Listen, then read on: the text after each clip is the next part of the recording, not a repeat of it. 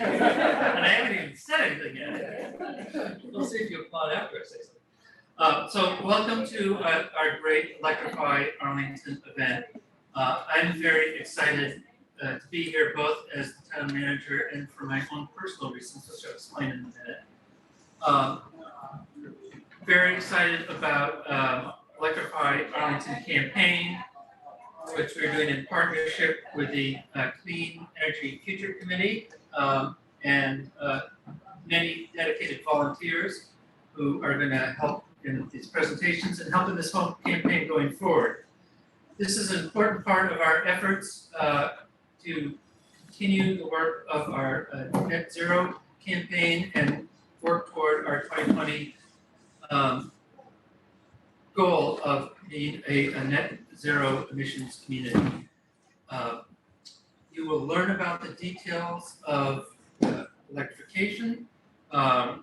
You will learn how to make your house more comfortable, more energy efficient, and better for the planet.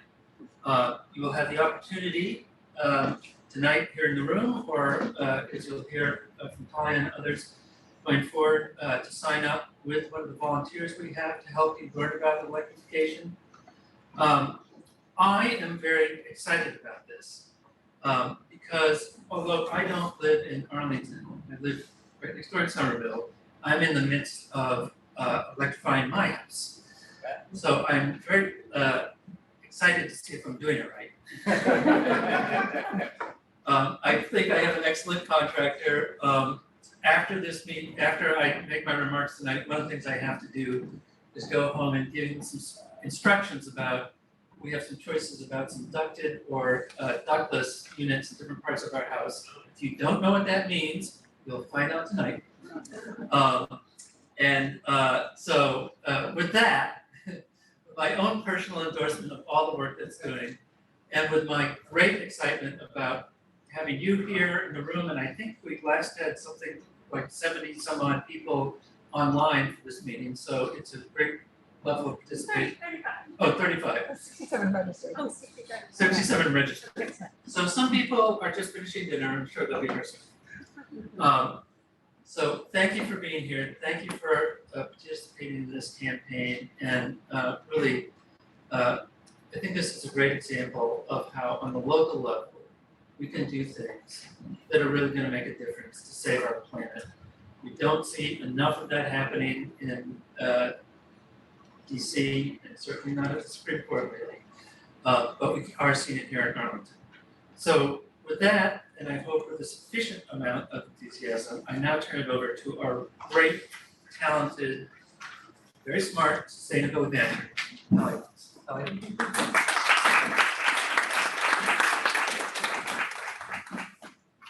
Thank you so much, Sandy, and thank you all in person and virtually for being here. As I mentioned earlier, I'm Talia Fox. I'm the new-ish sustainability manager. I started in late January, so I've been here for a bit of time, still getting up to speed a little bit. And I'm glad to be kicking off our Electrify Arlington campaign. And I'm going to start with some housekeeping items because this is a hybrid event, so we have a few extra logistics to go through. So this is the first time we are actually, I believe, doing a public hybrid event. So thank you for being our guinea pigs. And thank you for your patience as we troubleshoot any items that we need to while this is happening. If you're joining us in person, thank you. You can find some resources at the back of the room, both for Electrify Arlington, as well as for our Arlington Community Electricity Program, our Community Disaggregation Program. You can sign up for 100% clean electricity, and I'll explain why that's extra important in a little bit. And if you're joining us on Zoom, thank you, welcome. Please remember to remain on mute, and you're welcome to use the chat function and message Kelly Lynema, our fantastic assistant director, who's assistant director of planning and community development, who is managing our tech tonight. We will be sharing the slides on the screen in Zoom, so if you can't see the screen so well right now, don't worry about that, you will see it shortly. And if the live stream cuts out for whatever reason, we will continue the in-person event, and we are also recording the event to the cloud, just in case. We will be taking all questions at the end of our event. We have a 20-ish minute chunk of time to do so. So we ask you to hold all of your questions. Again, if you're on Zoom, you can put those in the chat and we'll do our very best to get to them. And if you're in person, we have some note cards, I believe, in the back. If you have any burning questions, you can write them down as you're waiting. Okay, so here's our agenda for the evening. I'll give a brief overview of electrification and our Electrify Arlington program. We will have some introductions to the various technologies that we are referring to when we talk about electrification. We'll also give an overview of some of the rebates available through the state and federal governments. We'll introduce our partners as part of the Electrify Arlington program, as well as our fantastic Electrify Arlington volunteer coaches. Our coaches will then give a couple of testimonials about their own experiences electrifying their lives, and then we will have a brief question and answer session at the end of our event before we get out of here, hopefully by 8:30. Okay, so I'll do a brief overview. Again, I'm Talia Fox, the sustainability manager for the town, sharing an overview of electrification and Electrify Arlington. So as a town, we have committed to net zero emissions by 2050. Net zero emissions, if you're not aware, are the pollutants that cause climate change. And when we say net zero, we mean we are going to reduce our emissions as much as we possibly can through a combination of reducing our energy use efficiency as well as electrification, switching to clean electricity. And we have to do this by powering our buildings specifically and our transportation in Arlington with clean electricity. And I'll explain why that is in another slide. Broadly speaking, Electrify Arlington is our community's campaign to get to our net zero target. We have to make the transition from fossil fuels in our homes and in our vehicles to clean electricity. This campaign is led by our Clean Energy Future Committee, many dedicated community volunteers who are here today, as well as town staff. As Sandy mentioned, it is a priority action from our Net Zero Action Plan, which was endorsed by the Select Board in 2021. And I will say that this campaign is a multi-decade opportunity. This is a campaign that I hope will shift and grow over time with the support of many of you in this room. We have less than 28 years to do this, so it's all hands on deck basically. And that's all to say that efforts I'm presenting tonight are maybe for the first year to two of this program, and beyond that, we'll see. We'll hope that all of you contribute to that. So thank you for being here. We did an inventory of our greenhouse gas emissions in Arlington as part of our Net Zero Action Plan and determined that nearly 80% of our emissions come from residential buildings and passenger vehicles in Arlington. So about 46% come from residential buildings and 33% from passenger vehicles, which is why we're focusing on these two sectors. They're the largest sources of our emissions here in town. So we have to look at where those emissions are coming from within these sectors. In our buildings, 40% of our emissions come from residential natural gas, and as well as 22% from residential fuel oil. And these are the two largest sources of emissions for buildings in our community, which is why we're going to be focusing on transitioning those fuels over to clean electricity sources for heat. Unsurprisingly, for the transportation sector, most of our emissions in town come from gasoline. There are some emissions that come from diesel as well, mostly from our municipal vehicles. And there's a tiny sliver here from electric vehicles, which I suspect in the last 5 years since this inventory was done has increased somewhat. But nevertheless, it is nowhere near our goal statewide that we have to be moving towards. So to restate what I said earlier, we need to be replacing these fossil fuels with cleaner energy sources. And we're going to need to reduce our energy use through weatherization, so that's insulation, air sealing, other measures to reduce, to increase our efficiency. And then we'll also need to be switching our fossil fuel-based appliances over to electricity as the grid gets cleaner over time.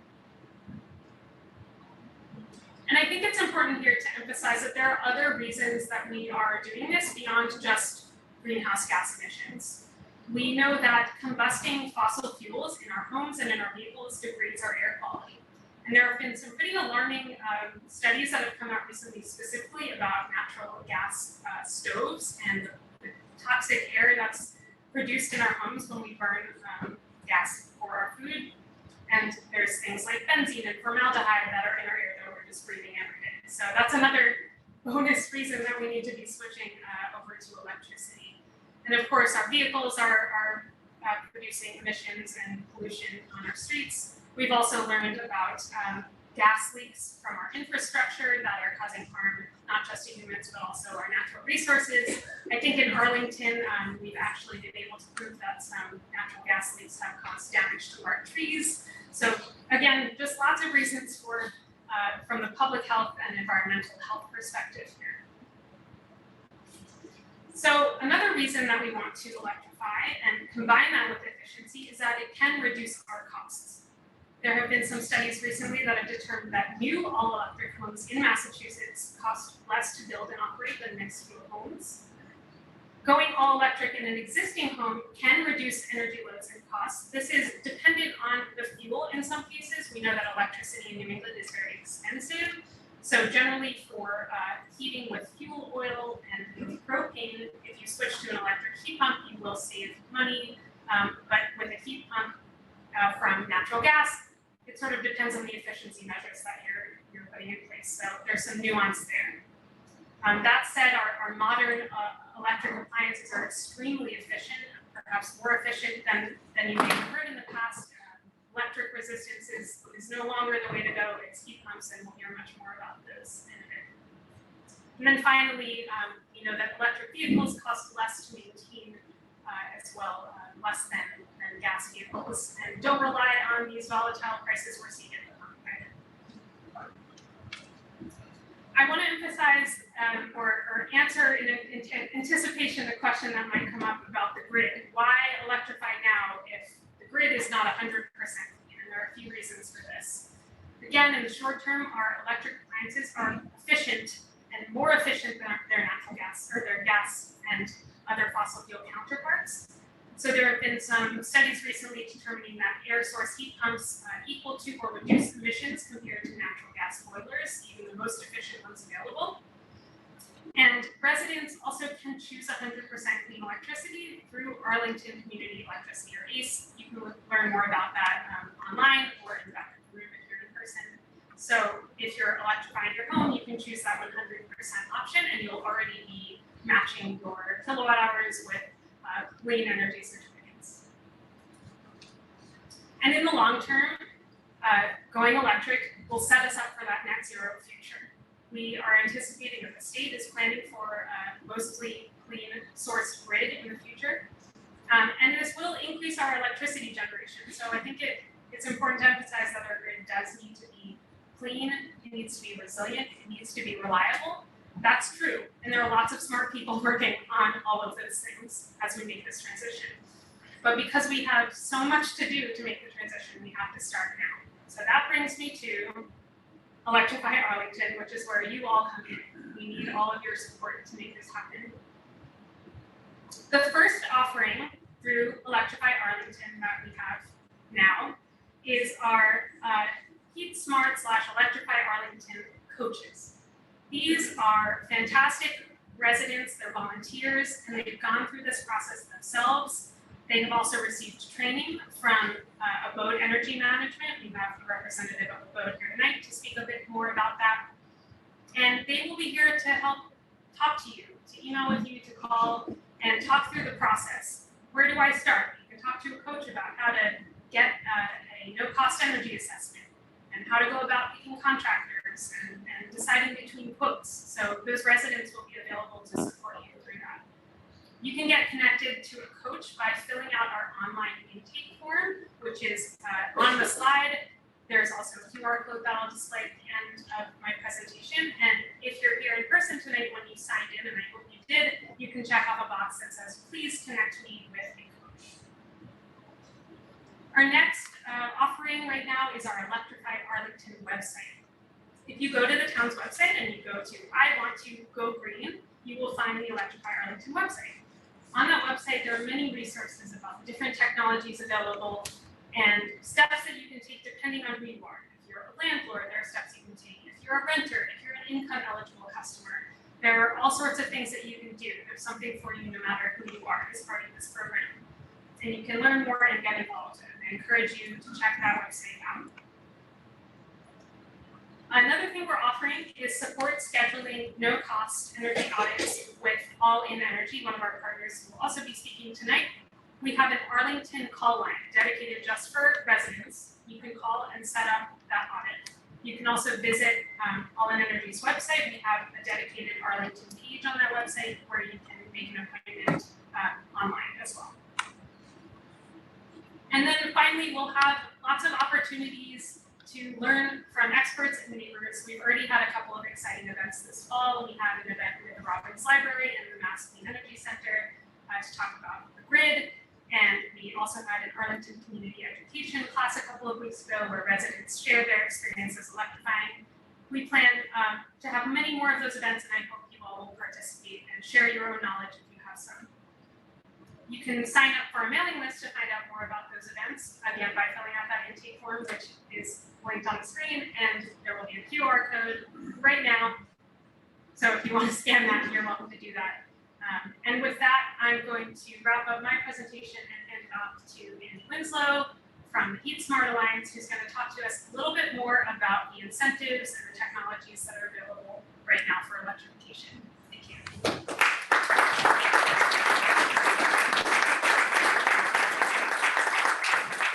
Thanks, Talia. And welcome everyone. Thanks for coming out tonight. My name is Andy Winslow. I grew up here in Arlington. I now live in Medford, but I'm happy to be back and helping on this campaign. You might recognize my face maybe from the 2019 Heat Smart Massachusetts campaign, which I think is largely a precursor of what Talia is trying to kick off today, where we educated residents on clean heating and cooling technologies and got people interested in the idea of making their homes more efficient. So I'm going to go into a little more in depth into what we're talking about when we talk about electrification, what that means, and what technologies are associated with that. You already saw this slide, but the key steps to electrifying a home or reducing the carbon emissions, it all starts with weatherization. We want to reduce as much as possible the amount of energy that goes into the home.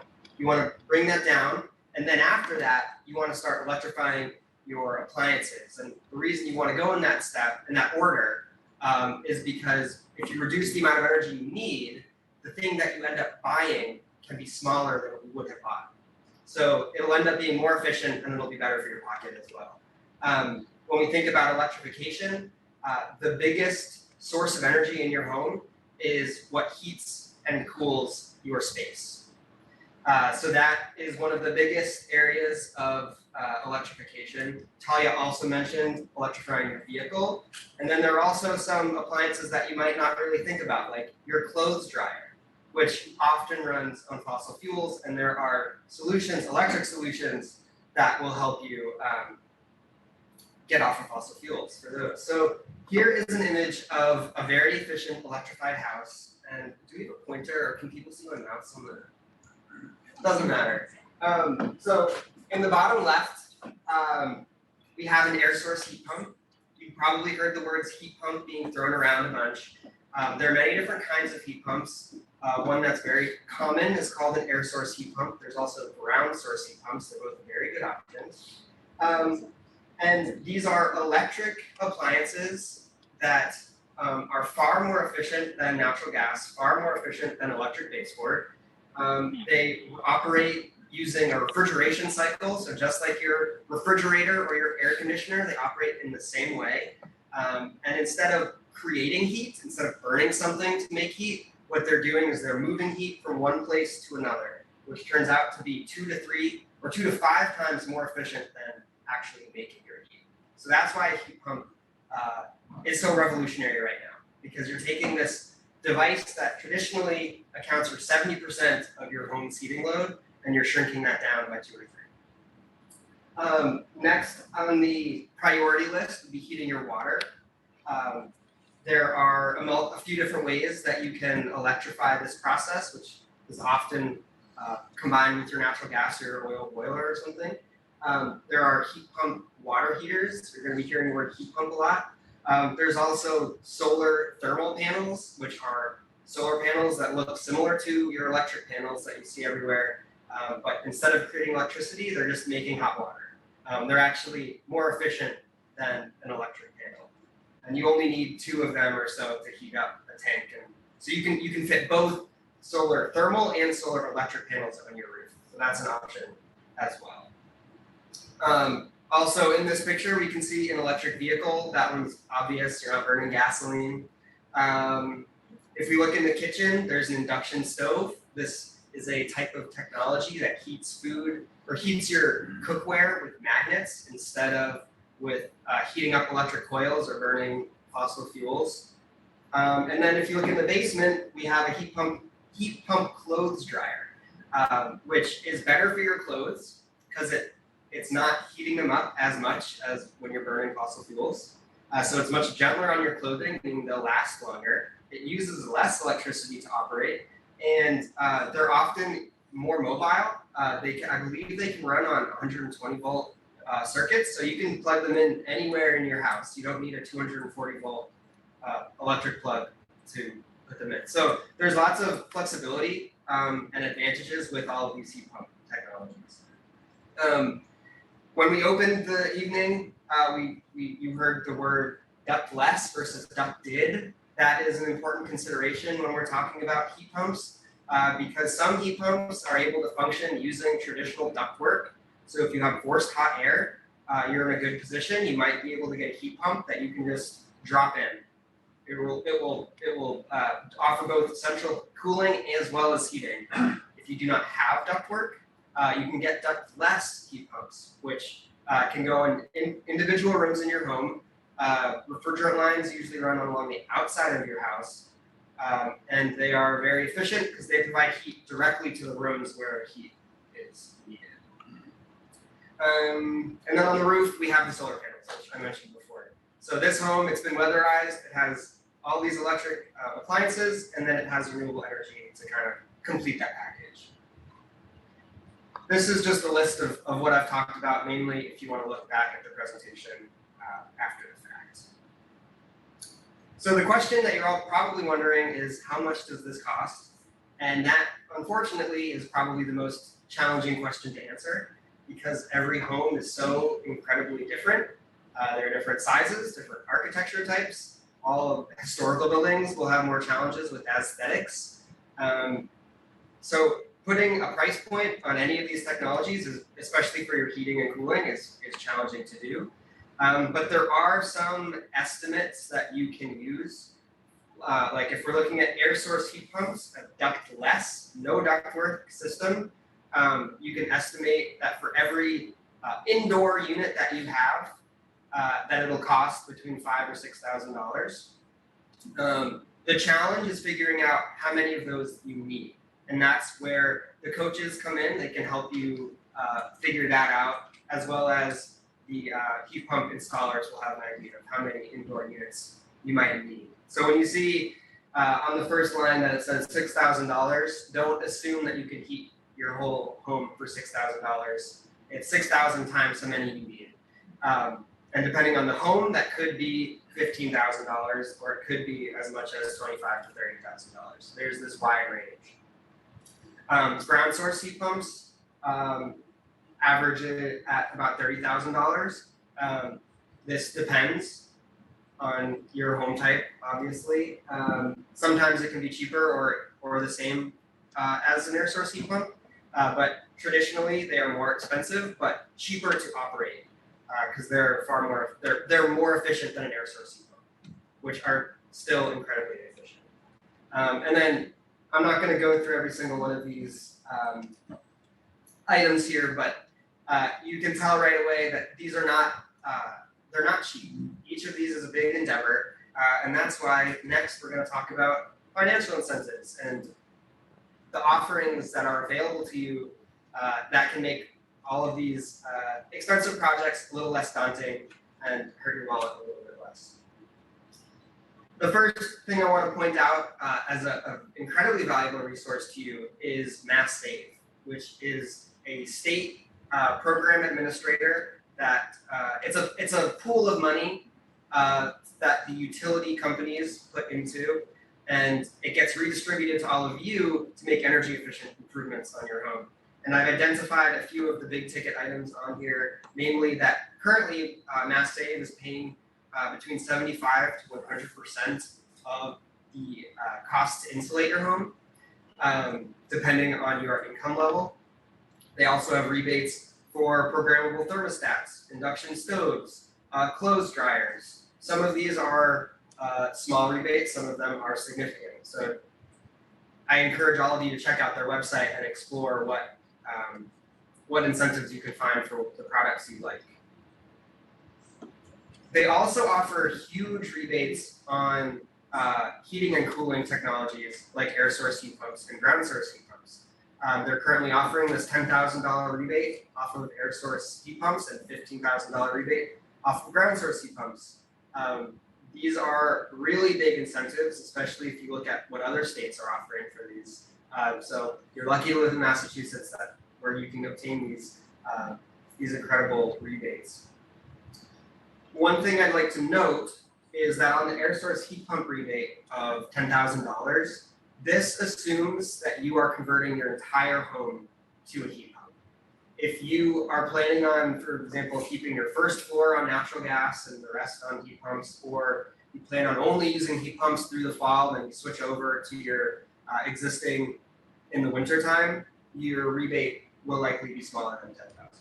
So the state is really encouraging people to go whole home, and that's you can see that in the pricing. Another really powerful tool at your disposal is the Mass Save Heat Loan. This is a $25,000 zero interest loan over the course of 7 years. It can be combined with multiple improvements like weatherization and a heat pump and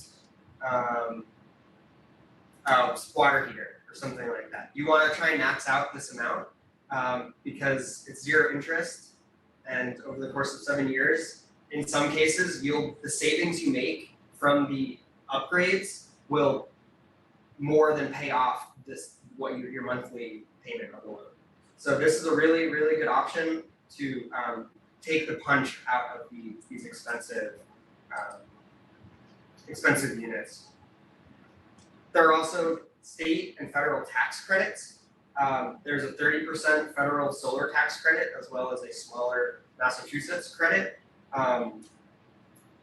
And then there's federal incentives on electric vehicles and state incentives on electric vehicles, as you can see here on the screen. Many of you have probably heard of the Inflation Reduction Act, IRA or IRA. As a part of IRA, they've created the HERA program, or the High Efficiency Electric Home Rebate Act, which is a mouthful, but it will be offering an extra $8,000 incentive from the federal government depending on your income level. This is not available now, like the tax credits I mentioned are, but keep your eye on it because they hopefully will be available starting in 2023. You can see here the state's initiative to put money where it matters the most. And depending on your income level, the higher you are in the income bracket, the less of a rebate you will get. So the money is intended to go towards lower income families where they can really benefit the most from these home efficiency improvements. I wanted to point you all in the direction of this tool created by Rewiring of America, which they've looked through the entire Inflation Reduction Act and picked out all the different pools of money. And if you put in the information about your home and where you live, it will spit out calculations of how much money you can expect to achieve from all the different parts and pieces of the Inflation Reduction Act. So I've put the link in the bottom of this slide, and I encourage you all to check that out if you're interested in seeing how the Inflation Reduction Act can benefit you and your home. This is a rebate summary, and I believe we have a handout, maybe? Yes, so As you're on your way out, I encourage you to grab this table. It's a summary of everything I've spoke about, maybe even some more, and we'll show you where all these rebates are going. And there we go. So that was the quick intro of the electrification technologies and financial incentives.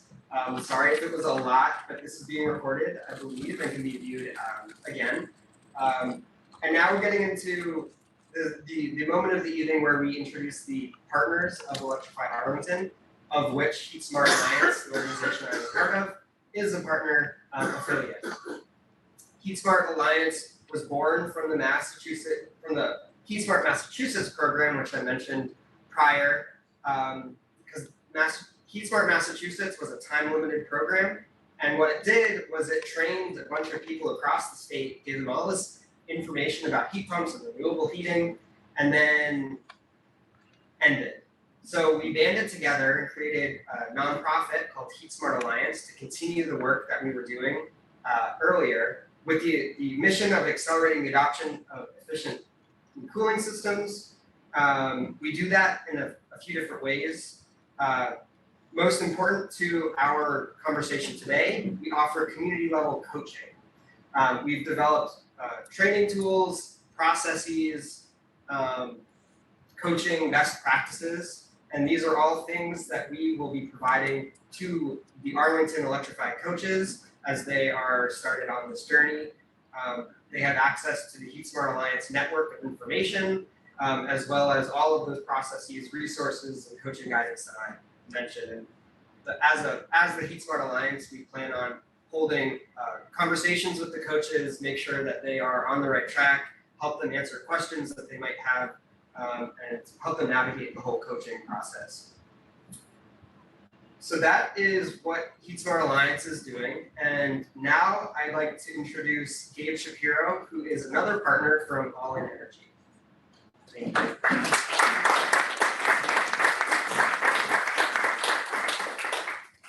Thank you, Andy, and thank you, Talia, and the rest of the team here at the town for having us. We're really excited to be working with all of you on this project. It's a really exciting project. It's great to see so many people here and online.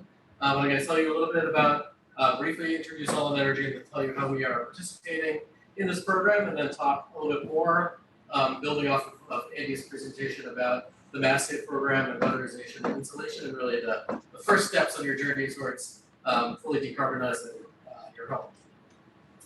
So we are All In Energy. We're a 501c3 nonprofit. We are accelerating the transition to an inclusive clean energy economy. We have these amazing programs, which we're about to tell you about, and Andy just told you about in Massachusetts. But the reality is that not everyone is benefiting equally from them. So we've designed our processes to be really inclusive and optimized for folks who rent their units and maybe don't know that they're eligible for these programs, people that speak languages other than English, low to moderate income families, and small businesses who face a lot of those same challenges. Everything we do works great for single family homeowners as well. It's just designed to be inclusive here, and we're really pleased to be offering these support services to the town of Arlington. So what we're doing, Talia referenced this, we've got a phone number and a website that you can talk to our customer support team. It just varies it's a little bit different from what you would get when you call just the Mass Save line, because we are tailoring it to Arlington. So we know about all the other programs that from the other partners that you're going to meet tonight, so we can decide whether or not the Mass Save program is the right first step for you, or whether you've done all the basics and we can get you right over to a coach or over to some of the other programs, over to the ACE program, and really get you set up with what you need. If Mass Save is the right starting point, we can get you scheduled an appointment right then and there on the phone, so you don't have any more homework. We're also working with Talia to design some of the posters and letters and handouts, and sort of apply some of the learnings we have about what works and getting people excited about these types of technologies and other places here in Arlington. Just a little bit more about our program. Andy did a great job introducing it. Saying we're lucky to live in Massachusetts. Our programs have been rated number 1 or 2 in the country over the last, 18 years. We've been going back and forth with California. So we have really great incentives. We are really lucky to live here in terms of getting this work done. And as Talia mentioned, it's important because our fuel costs are super high. So we have even more incentive to take advantage of these programs. Another reason to take advantage of the programs is that you're already paying for them. You pay for them every month on your bill. There's this energy efficiency charge on your gas and electric bill. It's more apparent on your electric bill where that shows up. So, this is, I think, my bill from a few years ago before I got solar panels, and it's about $7.50 that month. So it's not actually nothing. It's the same as your Spotify subscription. So definitely take advantage of it. These services go to folks that raise their hand to request them. So we're here encouraging you to take those actions. Just a brief overview of kind of the weatherization program. Andy talked about it a little bit, but there are different sort of service offerings for Massive based on the number of units in your building and your income level. But you should know that all of them start with like a no cost, no obligation visit, so you can learn about what's going on in your home and learn what the next steps that are recommended for no cost. They're done virtually or in person since COVID, so they continue to offer virtual services now. The basics of what you're going to get in an energy assessment. I'm assuming that most people who have come to an electrification seminar maybe have done this already, but I did want to mention that I will talk about some of the enhancements that have happened over the last couple of years. But generally, you're going to learn about how your home is using and losing energy. You'll get some instant savings measures to help you save money right away in the form of programmable thermostat or some water fixtures like shower heads and faucet aerators that are going to help you reduce your hot water usage. And then they're going to survey your home to see what opportunities there are for air sealing and insulation to tighten up that envelope so you lose less heat in the winter and less cooling in the summer. Those incentives, now get into some of the enhancements. The incentives are 75 to 100% off the improved insulation and air sealing measures. The 100% used to only be for income eligible folks, but now the program has evolved to understand that we have landlord-tenant misalignment of incentives. So every rental unit gets 100% subsidized insulation for improved measures. Every multi-unit building, so 2 to 4 unit buildings also will get that. Recognizing that's also difficult to coordinate across condo owners, get that 100% incentive as well. And there's also a 100% incentive for that one tier above what we consider low income in the state, so 60 to 80% of state median income also gets that 100% incentive. The other major change over the last 5 or 6 years is that this incentive, the 75% incentive, used to be capped at $2,000. So you would get 75% off a little bit of the project, but then pay the full amount. That has been uncapped for the last several years, so you can get 75%, or if you're eligible for 100% off your entire $10,000 to $12,000 installation project now. So that's a really big change and a really big enhancement as well.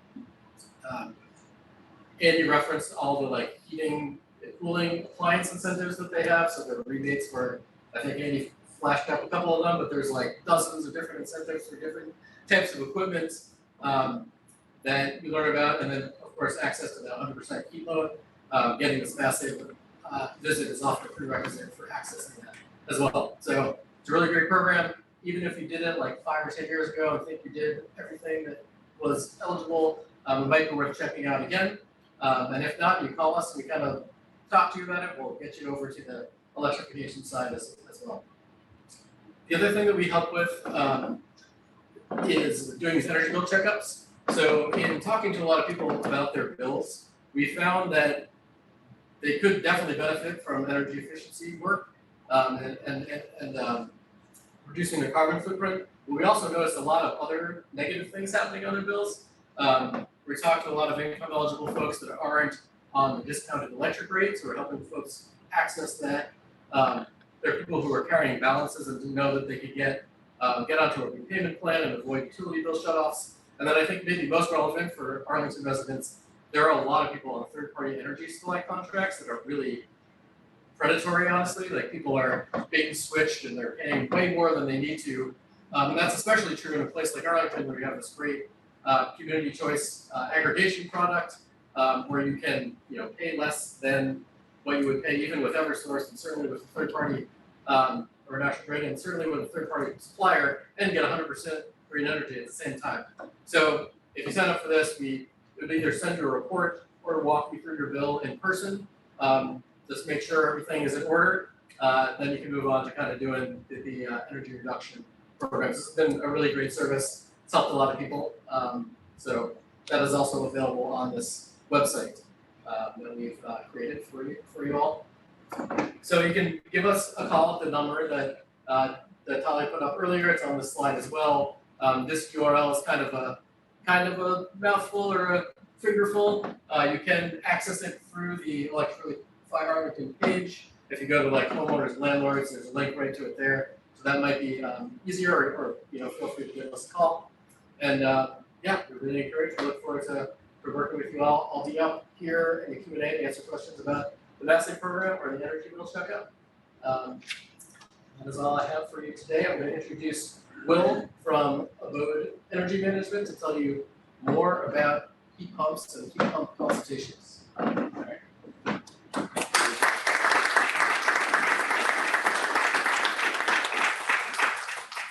so there's a little bit of repeat stuff that I will skip ahead on, even if you covered it really nicely. So I'll talk quickly about Abode, what we do in relation to the Mass Save program and other programs that we're working on. The quick rundown is with the Mass Save assessments, our teams actually go out and do inspections. They say to check up on the work that was done by the contractor. So we're the lead vendor there for both National Grid and Eversource. In terms of electrification and decarbonization, we're working with the Mass Clean Energy Center on a decarbonization pilot. So kind of going above and beyond what you talked about tonight, but even looking at insulation levels, bringing them up to reduce kind of your carbon that way. With Connecticut, we offer again some more heat pump support, and municipal light plants, towns like Belmont, other places that don't have access to Mass Save, we help there. And then we're doing a small piece of work in New Jersey, also decarbonization focused. So in terms of what we're doing with Arlington is we're actually kind of helping out the coaches. My colleague Mike has worked with Sanjay and Lori, and yep, Ryan over there, perfect. And basically helping out in terms of just really training up on how kind of heat pumps perform in homes, what things to kind of discuss with contractors when they approach you, things like oversizing and just general placement of systems, airflow, a lot of pieces that you may not think about when you're first trying to get a heat pump system installed. So we do have a website up on our page, and there's some resources there for things we talked about: air source heat pumps, heat pump water heaters, and solar thermal systems. So again, Andy touched on this, what a heat pump actually is. This is a nice little visual of what it actually does. And again, you all have one if you're living at home and you have a fridge, there's one there. It's really moving that heat out of the fridge so your fridge gets nice and cool inside and moving that heat into the kitchen. The same principle works with homes. It's just moving the energy over. So like these little ponds here, grabbing water from one side and pushing it to the other. So where does that heat come from? In the wintertime, you're looking at the sun. It's using a little bit of power to bring that heat into the home. It sounds like where's that heat coming from? But there's that refrigeration cycle that compresses kind of the air down and gets heat out of it, brings it into the home. On the cooling side, same idea. You're taking heat out of the home, just like that refrigerator scenario. Your fridge gets cool, pushing that out. Same idea with the house. Takes that heat out of the house, puts it outside. So, and then again, we're looking at that cycle. So this is kind of like, these slides are really just kind of reiterating how it all kind of works. And that magic does happen in that outdoor unit. It's got some different devices in there. There's a compressor, really kind of squeezing the energy out of that refrigerant and then moving it through the indoor unit. So this is your heating cycle. And then this is what it looks like on your cooling cycle. So overall, there's like cold climate heat pumps, which we want to focus on. You've heard of kind of like your generic heat pump, where if any of you ride bicycles when you were younger, you've got that one fixed gear. It's really hard to go uphill. And you grew up and you kind of got this 10-speed. Now you can shift through gears, and it's easier to kind of accelerate through the different modes. That's kind of how these cold climate heat pumps work and how they get so efficient. So that was my piece. I know, again, it was very quick, but we're trying to stay on time, so we're gonna move over to the coaches. Thanks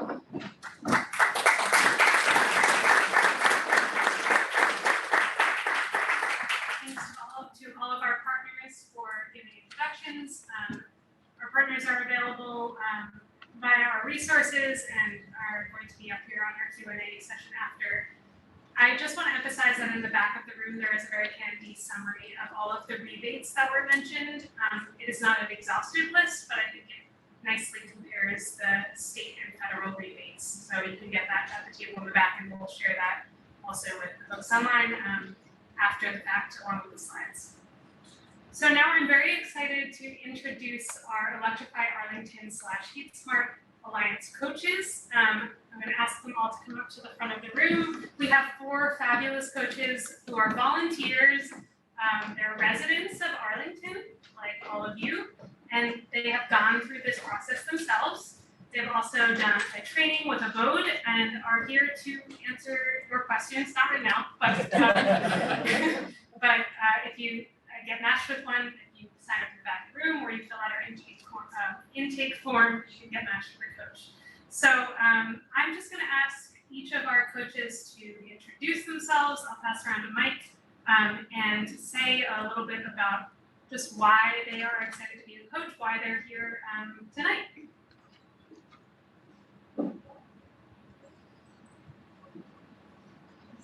Does that work? Yes.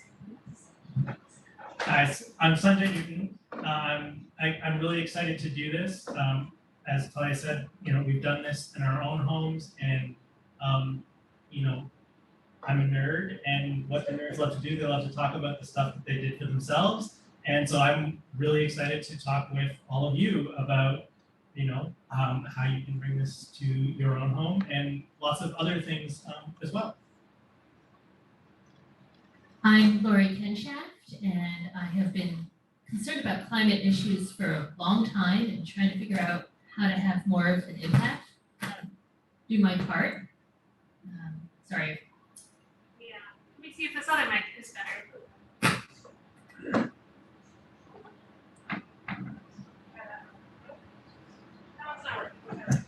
Okay.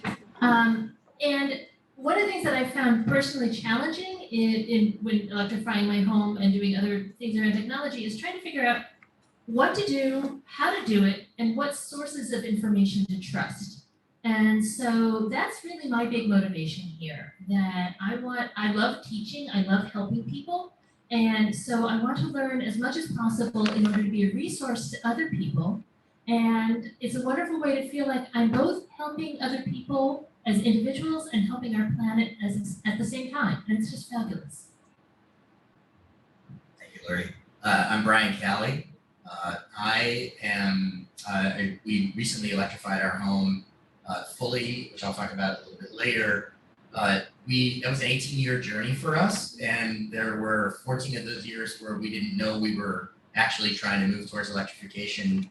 And then in the last 4, we actually got serious about it, and part of that was because I ended up talking to Andy, who's right there, who helped coach me through that process. And so I saw the value of having a coach who could really help focus the mind and create a process. And so to the extent that I can be helpful at all to anybody in this community, from we're deep in the process, or I think all of us believe also, if you're just electrification curious and you want to start the conversation, we're psyched to have that conversation. I'm afraid of that. Well, Mark. Sorry. That's all right. I'm Mark Breslow. I've been working on climate change and greenhouse gas reduction. Is this gonna work now? Hi, yes, now it works. I've been working on climate change for the past 23 years. I started Sustainable Arlington 23 years ago, and after that I started Mass Climate Action Network, and I've been working on it ever since. And the way I see things locally now is that the main thing that you can do locally from a town level is heating systems. You can't generate electricity nearly so much, but you can do some, and you can buy cars, but you can't do that locally particularly. But the main thing you can do locally is in your home. And by our calculations or by the state's calculations, we have to electrify 100,000 homes every year for the next 28 years if we're going to get to net zero. And that's a lot of houses. And we need to help people get to it. And that's why I'm into doing this.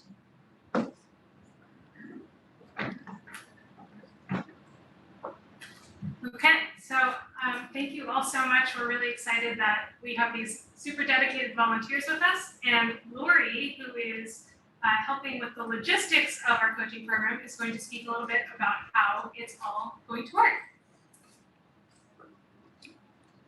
So yeah.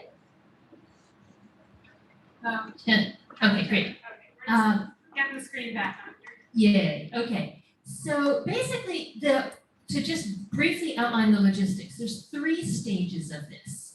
First, you'll get preparing to be a coach, to be matched with a coach. And that involves, first you have to sign in for the, let us know that you're interested. There's the intake form, there's the form in the back. So let us know you're interested, and then I will be in touch with you, and I will send you a homeowner's questionnaire and a liability waiver. Liability waiver is because the attorney says we have to. The homeowner's questionnaire is what will help your coach work efficiently with you. It gives some basic information about your goals, your house, and it allows me to match you with somebody who will be a good pair for you. In the meanwhile, you need to sign up for a Mass Save Energy Audit if you have not had one in the last 3 years, because you need to have one in the last 3 years to be eligible for all these discounts we've been talking about. So even if your house is well insulated, go ahead, sign up for an audit.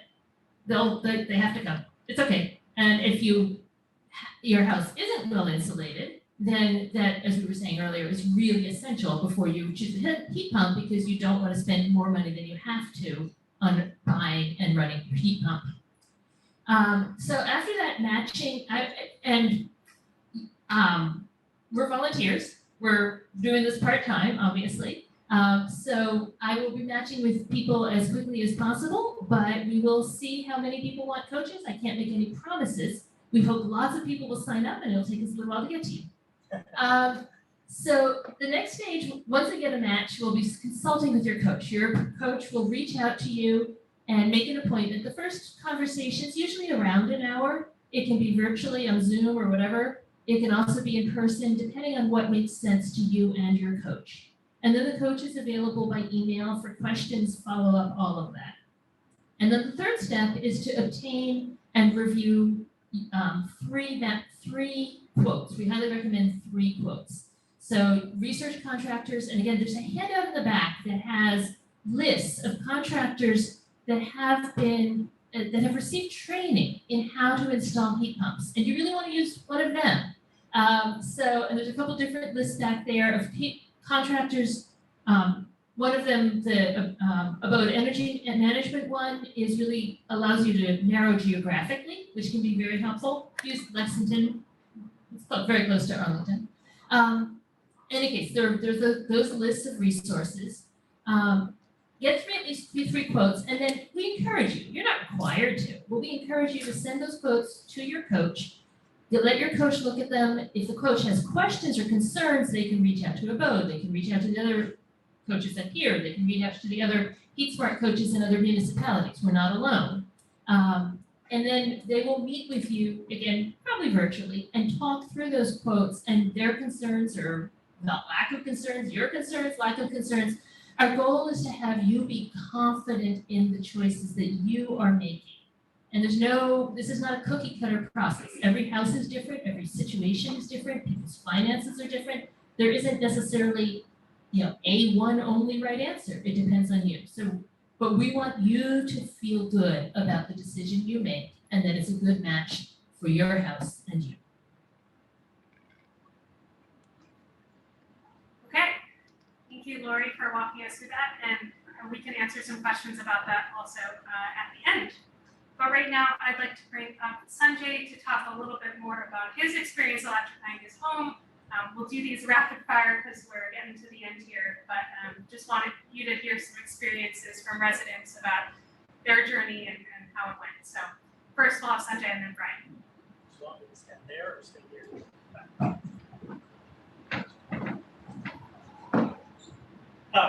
So again, I'm Sanjay. I'm one of the coaches, but I'm also going to talk to you a little bit about my journey that I'm on. I'm in this sort of, I've made some of the changes so far, and I still have a lot left to do. You can see my house and a picture of me on my e-bike with my kids there. The beginning of my journey started about 10 years ago when we bought our house. Right, we got our Mass Save energy audit. We did a bunch of installation and air sealing. We previous to that bought a hybrid car, and our motivation at that time was to save money and save energy. Right. More recently, right, Arlington has our great community aggregation program. Right, we switched to the 100% opt-up for Arlington community electricity. This year, we took the big step of moving to heat pump heating for our home, which has been a really great process. It was, and I'll talk a little bit when I get to the end about multiple motivations can sometimes come into play.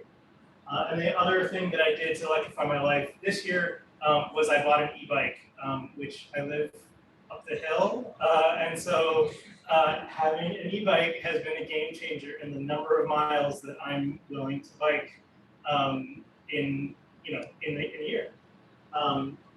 Future steps, I still have the hot water heater, the clothes dryer, the gas stove, and the rest of our transportation. And I would say the key thing that I've taken away from the process so far is that planning is can be really, really, really helpful. If you know when your appliances are likely to need replacement, that is a really huge piece of information. Not because you have to wait all the way until it's dying to replace it, but so that you can know, oh, my dryer, it's getting a little fuzzy, right? We should have a plan, right, for that one. Whereas my hot water heater, we just did that a couple of years ago. We'll wait a little while longer before we, right? So making that priority list has been really helpful for us, so that we can be ready when we were ready to make a particular step. Please take advantage of all the other great things that Talia has put together, that all of these partners have put together. There's so much to know, and it can be so overwhelming, but there are lots of people who want to help you understand and want to help you along this journey. And the last thing is consider how it integrates with your other goals. We did the whole home heat pump conversion, and electrifying our home was a huge part of that the reason we did that. But another non-inconsequential part of that was not having to carry the ACs up from the basement every year and having a whole home cooling solution, right? You can consider how a lot of these things fit with your other goals, right? It's been great to be biking around town and stop when I see people and talk to them, or get that extra bit of exercise as well. So there's other goals that you can fit into, and they can help you prioritize what you can do. So that's me. Thank you,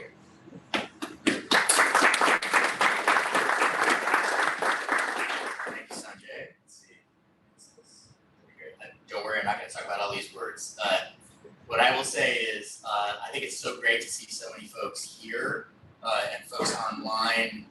You have a resource available to you that was not available when we started our journey, and I just love that you're here and starting this process of learning. And as Sanjay emphasized, creating a plan is one of the most important parts of doing this well. And maybe what I'll do is just highlight some of the points that Sanjay talked about in our own journey at some level. So we didn't start out thinking that we were going to electrify our house. We were just doing the things that we needed to do to both expand the house for a family of 5, but also weatherize it so that it would be more comfortable. We wanted to save money on heating. We were losing heat like crazy, so we got a high efficiency system right at the beginning of this whole process. Which, by the way, that burner the boiler was starting to show its age right around the time of last year when we decided to do the heat pumps.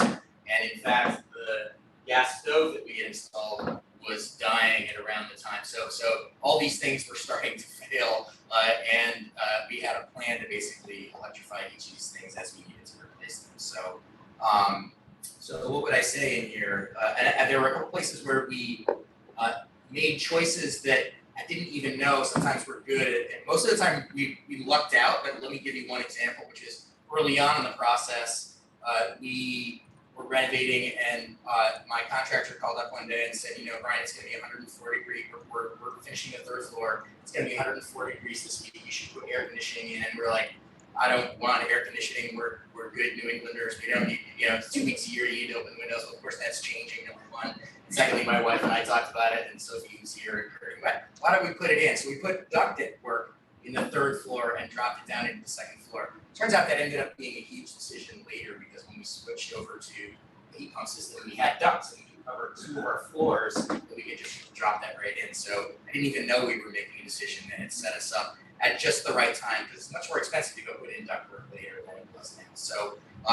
So maybe the last thing that I'll just say there is that, I'll give you one more story, which is on the heat pump hot water side, I hadn't prepared myself or my family for that one. Our hot water heater failed, but now we were in the second phase where around 2019, like I knew we were electrifying at this point. We had set our sights on that. And so then I was like, okay, we're gonna get heat pump water heater.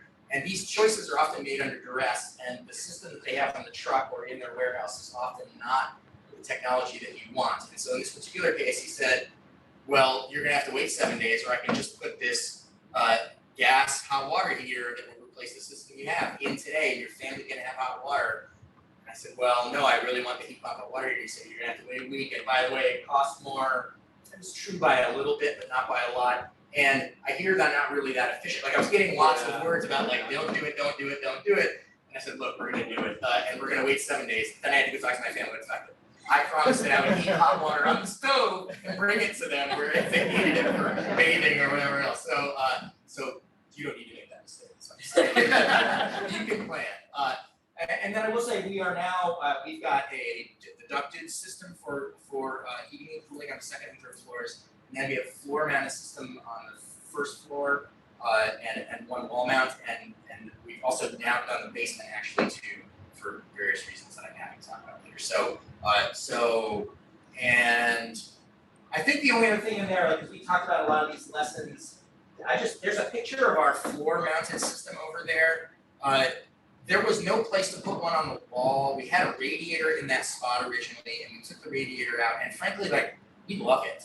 And people talk about sometimes they're not all that attractive, they don't like what's on the wall. First of all, I think one goes, can't hear that so well, sorry. That they tend to disappear after a little while, you don't even notice them, number one. But secondly, there are different profiles of units that are available to you. So if you're really adamant about like, I don't want something on my wall, there are floor mounts that are quite attractive, there are ceiling mounts that can be done, there are other options as well. So happy to talk about this.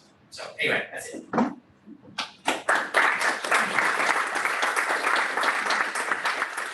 Fantastic, thank you, Brian and Sanjay. And we're going to be doing Q&A right now. I'm just going to ask that if you have questions that are very specific to the systems that Brian and Sanjay put into their homes, that you save those questions. We're hoping to have sort of a meet the coach event at some point, and some more events like the one we had for Arlington Community Education a couple weeks ago, where we had residents share specific stories about their homes. So we'll just take broader questions on the program, on the mass save rebates, on the federal rebates, and other things we've spoken about. And so I'm going to have Coralie Cooper, who is the chair of our Clean Energy Future Committee, come up here to moderate our Q&A session. And then I'm also going to ask our partners to come up, as well as another special guest who's here to support. So I'll hand it off to Coralie. Thank you. Great. We can have our panel come up. So we're going to have Andy, who spoke, and Talia, Will, and Gabe, and then we have another member on our panel. That's his name is Jeremy Koo. So welcome, Jeremy. Jeremy was just a brief introduction. Jeremy helped out with the Arlington Heat Smart program, and he's an expert in heat pumps and other technologies, and so he's going to help out on the panel.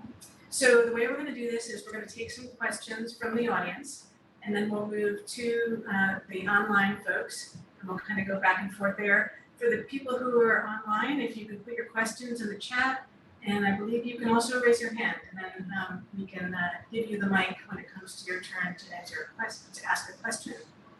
So maybe let's start with some questions in the audience. I see one right here, and let me see that. I think you have to hold the mic pretty. Yeah, my question is about the energy audit. So we had Massive come out to our house a year ago. We moved into this place. I wouldn't say that was a very good informational transaction. I mean, yes, there was some improved weatherization, but I feel like, anyways, I wouldn't mind another opportunity to talk to, say, the people in All In Energy, but I don't know how I would go about that if the time, it's gonna be 2 years more or less from now, until I'm, I guess, eligible again for the, Sounds like a question for Gabe. Sorry that you didn't have a good experience. There are like hundreds of different energy specialists out there, and you might have caught somebody on a bad day. You are eligible every 2 years, so when you hit that 2-year mark, you could schedule another appointment. To be clear, we don't actually deliver the assessments at All In Energy. We work with a variety of different vendors who we do. But if you do have a bad experience, you can let us know and we can be your advocate with the vendors. It's one of the other advantages of working with us. We've got these relationships and can like ensure quality and advocate for you. But to answer your question directly, 2 years is when you are eligible again. And Will, do you want to add anything? Yes, you could, I think you could always try, actually, you might have already answered it, but I think you could also reach out to a home performance contractor separately. And if you're already working kind of a massive program, maybe talk through anything. It's always worth a shot, just trying and give it a call. So any of the home performance contractors that are on the Mass State list. Okay, great. Looks like we have somebody in the back.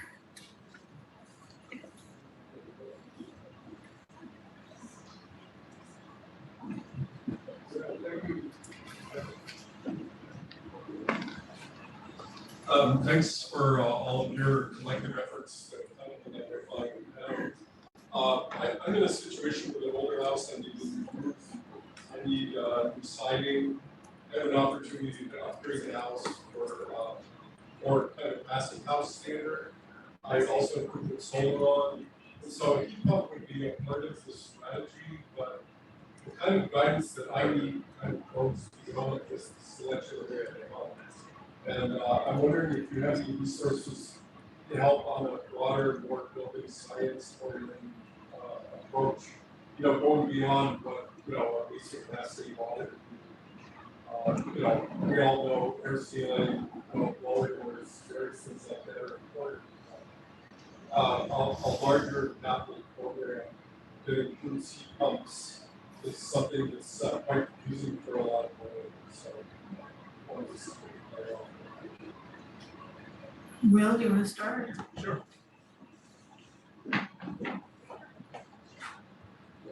So if hopefully is it going? There we go. All right. Yeah. So hopefully I can. It was tough to hear, but maybe if I can repeat the question back to you, hopefully we get it. But you're looking for something a little bit beyond just a typical home energy assessment for Massive, like other resources. Yeah. Okay. Yeah. So. Yes, if you're looking for other resources, there are folks called home energy raters. You can Google basically HERS ratings, and a lot of these different firms offer services where they can come out and go above and beyond kind of that initial assessment. It doesn't necessarily have to be an actual HERS rating, but they can do blower door diagnostics.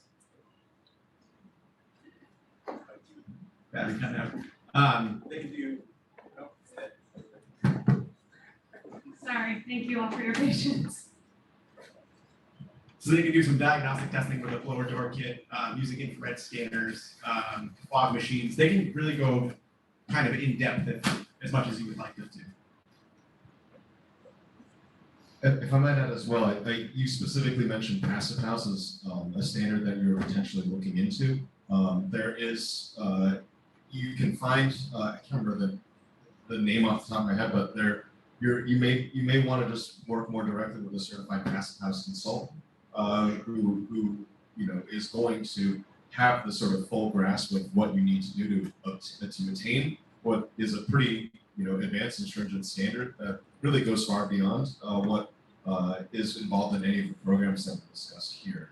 I'm not sure what the current state of the MassSafe passive house pilot that they were working on was, but that may be an avenue to look at as well.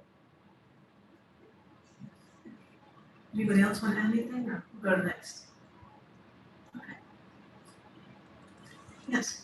Hi, can you tell me, is this program also available for Arlington-based commercial properties? Time? Sorry. Yes, we do have resources for small businesses. So the MassSafe program, and I guess Gabe can maybe speak a little bit more about this too, but businesses are eligible to have those free audits. And I don't know if you rent your space or you have, you. Fantastic, welcome. Well, you should be able to put in many of these measures and take advantage of the rebates as well. Same as for the residential program, there might be some slight differences with the commercial programs, which I think could explain a little better than I can. But the point is, there are things available for you as well. Yeah, and it goes for any size commercial building. There are custom applications that you can get. Sometimes you might have to work directly with. And actually, can you remind me, is Arlington Eversource or National Grid or? Eversource for electric and National Grid. Okay, so either one. I mean, you want to work with them directly, and they'll be able to give you a solution that might work. Did anybody else want to add to that? Yeah, we do work with, in a lot of the communities that we work with, support the small business turnkey program. And that is a grant. It depends whether you qualify for your electric and gas usages annually. But yeah, like that program starts with a no cost audit. It's a no cost, no obligation, very similar to the home energy assessment. I can definitely, if you want to catch me afterwards, give you some information about that.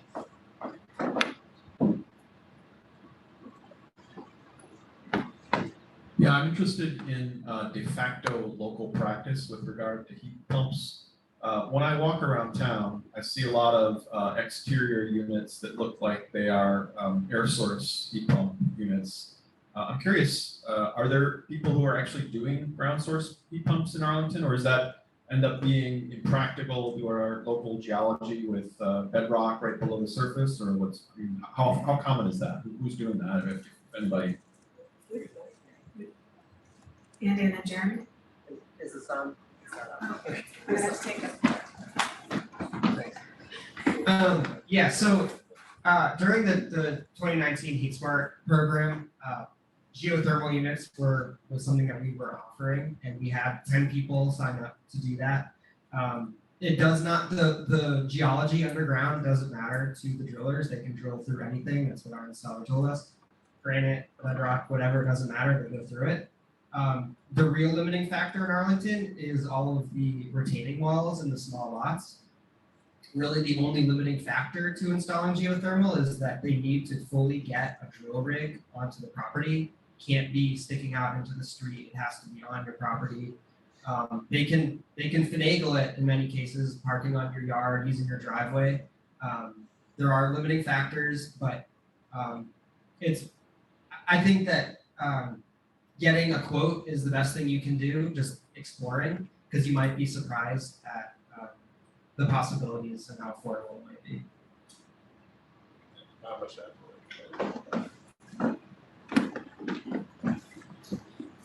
Yes, my name is Paul Fenlon. I'm with the Arlington Historical Society, and I can tell you that we have put in a subsurface geothermal unit for the iconic Jason Russell House in the past year, which has been a really nice, successful story about creating the heat for that iconic Revolutionary War building. It's like, bringing the future to the past. So the geology in Arlington will work.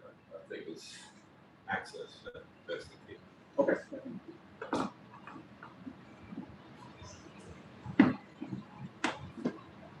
Thank you. My name is Tom. My wife and I moved to Arlington recently, and we bought a house that it has an air source heat pump. I understand there's a local ordinance that requires rehabs to have air source heat pumps.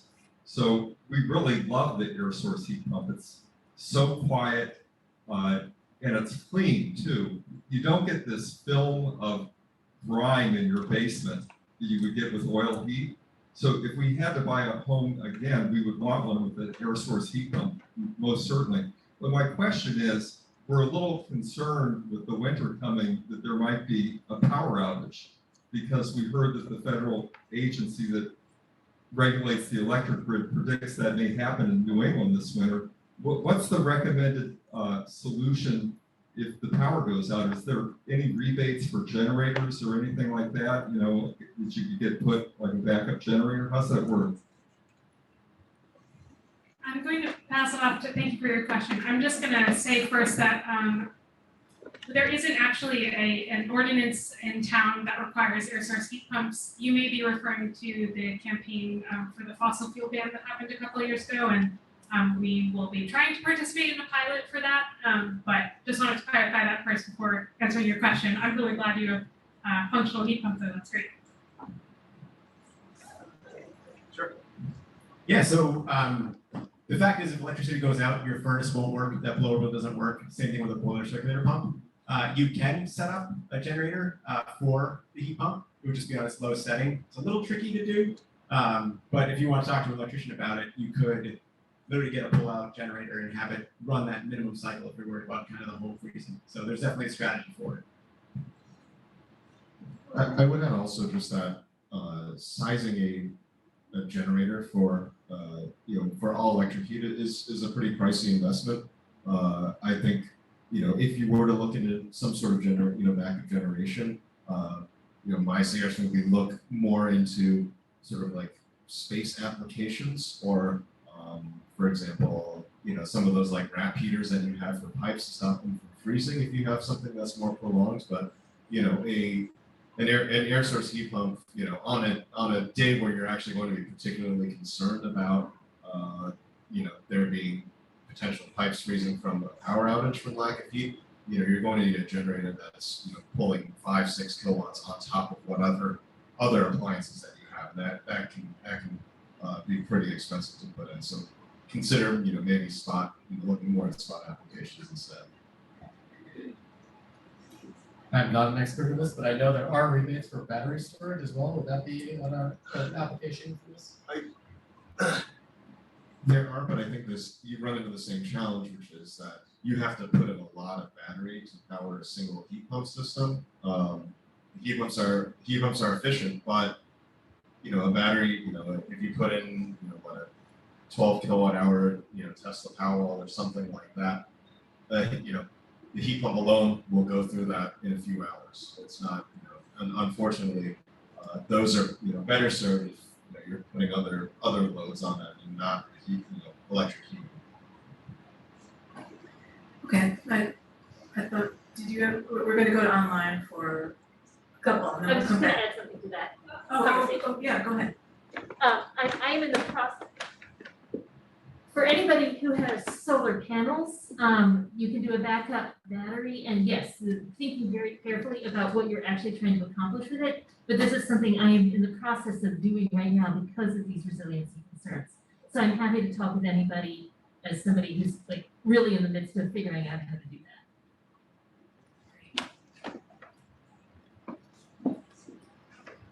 that. Thank you. We have a couple of questions from people over the chat. So the first question is, are the mass save rebates one-time use only?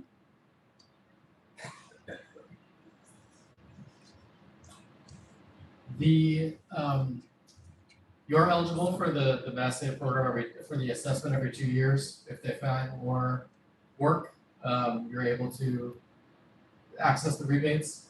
I do think, and correct me if I'm wrong, you've got one chance to use the heat loan. I don't know if that's per cycle or. So for the heat load, you can use it on different measures, I believe. So if you were to do insulation at one point, you max that out, and then later down the road, you're going to do the heat pumps, you would be able to reapply for that heat pump. So there's a cap, there's a 25K for the insulation, and then if you were to take out that second loan, it would be another 25K, I believe, on top of that. Okay, and oh, sorry, did you? Yeah, so I think short answer, no. You can access the program over 2 years, use all rebates over time. Another question, does anyone know if the new IRA tax credits of 30% for solar panel installations can apply for a system installed in 2022, or if they're only to systems installed in 2023? In the IRA, the text stated that the extension of the existing renewable energy tax credit, that is for solar PV, solar thermal, and geothermal heat pumps, became 30% starting at the beginning of this calendar year. So that's not to be confused with the expanded energy efficiency tax credits under 25C, which become active starting January 1st of next year. So it's a lot of there's a lot of devils in the details with a lot of that stuff. The solar tax credit is retroactive to the beginning of this tax year. New tax credits, anything that has come out from beyond that and expanded, starts next year. We have another question from someone whose landlord insulated their house last spring. It's very hard to get rid of heat in the summer now. They used to be able to cool the house by opening windows and venting out heat with fans overnight, but now it stays hot. So they're asking, what is the best way to cool an insulated house without using air conditioning? Well, I wouldn't envy trying to have kept the home cool this summer, given the I think 70 record in this area for a number of days over 90. But I think a lot of certainly the big emphasis on maximizing stack and cross ventilation so that you have ways for continuing to keep airflow moving through the home and moving the hot letting the hot air move out of the building in sort of its natural directions is certainly one approach.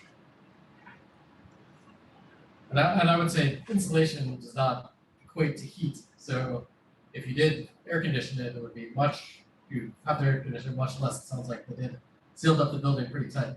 So it might be less expensive than you thought, or you don't have to run it for an hour or so and cool down, and it'll retain that cooling as much as you feel like it's retaining the heat now. So not the ideal answer, but it is definitely going to be much more efficient to cool the unit now as well.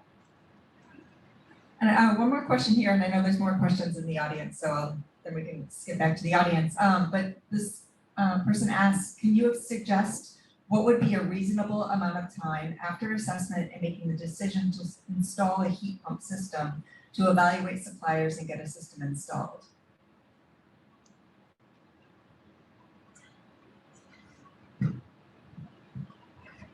We've been hearing different things in terms of like lead times, just with supply chain issues, all sorts of things like that. But in short answer, you can start reaching out to contractors today. Even if you have to have the weatherization piece and you're waiting for an audit, you have a 6-month window to have that weatherization work done. So you can actually go ahead and start talking to contractors now.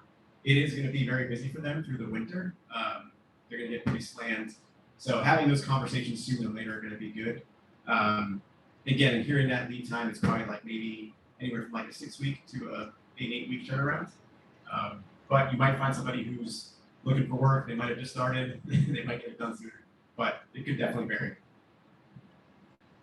And a couple of the contractors we work with in the Heat Pass program, their mileage may vary. So January through March tends to be one of the better periods. Right now, everyone's thinking about heating, turning on the heating system. Something's not working. They've got to fix something.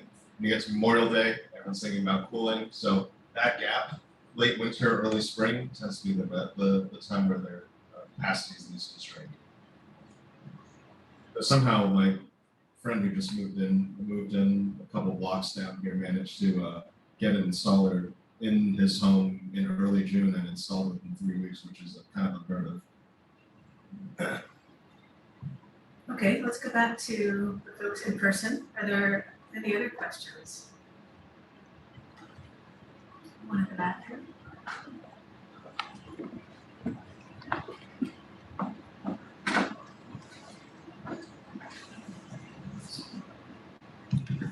Okay. So one of the things I think is a big purchase like. Could you hold the mic close? Sorry, so one of the big things with makes it difficult is figuring out whether you're getting rid of all, right? I mean, you can get 3 quotes, but, you know, the 3 quotes don't seem that great. Then the question is, do you keep going? I'm wondering, you know, for example, I've done this. I have a house with 2 zones, and I had let's do the upper zone first because that's sort of where the air conditioning's more. And then, you know, see how the heat goes while we keep the old boiler in place. And so I got quotes for the upper zone, and the quotes were $15,000 to $22,000 for half the house. I can't go sell that to my friends. You know, that's a tough sell to people across the board, even with 3 minutes. So I don't think those are great prices, but maybe they are. So I'm wondering if maybe as part of this program, we could do some kind of anonymized database of quotes from different vendors so that we could actually see are they getting reasonable quotes, put some pressure on the vendors to actually compete and, you know, drive the prices down a bit because we can't scale this unless we can get the prices to reasonable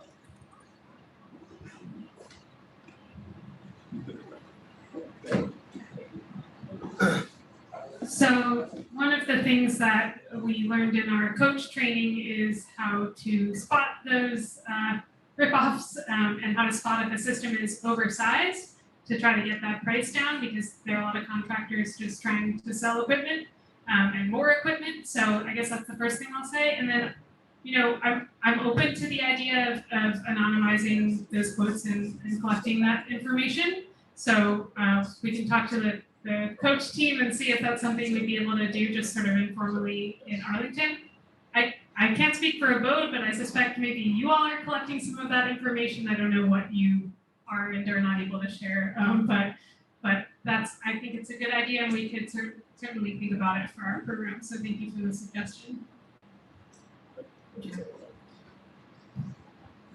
I will say, I think, I have to dig up the link because they totally redid their website recently, but the Massachusetts Clean Energy Center was tracking a lot of data on the 14,000 heat pumps that they incentivized before the program really fully transitioned over to Mass Save. They had some really good visualizations as well as to like how different contractors were pricing on average that were participating in the program. I'll see if I can find it and I'll send it to Talia if I can find where that ended up. But certainly if you're interested yourself, they are a matter of public record. You can always file a public records request from Mass CAC. I think we have time for one more question and then we'll wrap up. Hi. So I just wanted to ask for anyone who's done this already, can you speak a little bit to your experience, just in your comfort level in the winter in particular, but summer as well, but mostly just how do you notice that it's different or not different than when you had oil or gas or whatever you had, and you know, how's it going? How is it working? Are you comfortable? We have one of our we talked to some neighbors who are concerned in our condo unit who are concerned that it gets too cold in New England to use these. So what is your experience? I guess before I pass it to somebody who, you know, you have residents in the room who have done so and can speak to it. I do want to note that, you know, Arlington, Mass does not yet, you know, we're not in, you know, Bangor, Maine. We're not in Burlington, Vermont. The temperatures here are well within the comfort range of the cold climate air source heat pumps that are being promoted by the program here. My colleagues and I just finished metering about 43 homes in Massachusetts and in upstate New York, you know, Syracuse, further north, that are areas that are colder than in Massachusetts and in this part of Massachusetts, and really did not find very many comfort concerns when we surveyed the folks both sort of before and after the metering period that we looked at. So I would say, if you're concerned about it, the answer doesn't necessarily put more heat pump in. Let's look at your insulation. I'm going to pass it off to Brian, one of our coaches, to talk about his own comfort experience. Thank you, Talia, and thank you for the question. So we've been through one full winter with heat pumps as our heating system. And I would say that the comfort level was beyond our expectations. And like one of the things that's really different around working with heat pumps is rather than how we often turn our heat back at night and let things cool and then turn it back up in the morning and maybe we have thermostats that control it. You really want to do set and forget with your heat pump system. So basically our house is running at 69 degrees or 70 degrees, depending on how we want to feel about it, year round. And it's just like incredibly comfortable all the time and we never think about it. And I will tell you there was a little phase where we had to figure out exactly how to use it in the sense of we had a remote thermostat and where the remote thermostat was affected what temperature we ultimately arrived at. So there's a little bit of like playing around with it to figure it out, but it was very doable. And by the time we did that, we've just been incredibly pleased with that. And I just underscore all the other points around comfort and cleanliness. And, it's a system you stop thinking about in a way that wasn't true when we had our gas system and we were working with our Nest thermostat with temperature trying to use as little as possible. So, Sophie, my wife, is here. Would you add anything else? Do you agree? I mean, we would always turn the thermostat way down, to save on the heat costs and to not burn a lot of gas. And so I would freeze in my house all winter long, and I don't freeze anymore. So, it's great. And we're spending less on our costs to heat our home. So about going from radiators to hot air, because my experience with hot air is passion. It's great. So I'll make sure, because you didn't have the benefit of a microphone, the question was around hot air. Like now you're going to hot air as opposed to radiators, which give you that radiant heat feel. Thank you for the question. I think it's a really important one. We don't think of it's because it's not the old conventional hot air systems that are they were one stage. They'd come on, they'd blow hot air out until they got to the set temperature and it would stop. And what you felt was the rise and then the drop of temperature, right? And that experience for us from a comfort level is very uncomfortable. This is not the heat pump experience. The heat pump experience, those heat pumps are modulating their output and running continuously, quietly in your life. And so your house just is in your house, and in fact, the surface temperatures, if you're setting it and forgetting it, you now have little radiant heat. Every surface around there is warm and giving you that feeling. And so it's just it's totally reasonable that you would equate them, and they are not equatable. They're just very different experiences. okay, I think we're probably going to close out at this point. And I just want to thank the panel, and I'm going to hand it back to Talia.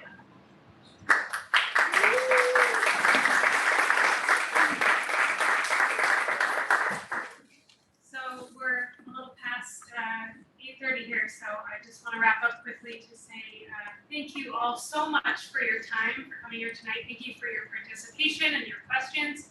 Thanks to our partners and our volunteers, our incredible volunteers who, I can't even believe it, it seems like I planted you, but I didn't pay them to do this. So I'm just so grateful for their support and for the support of the town.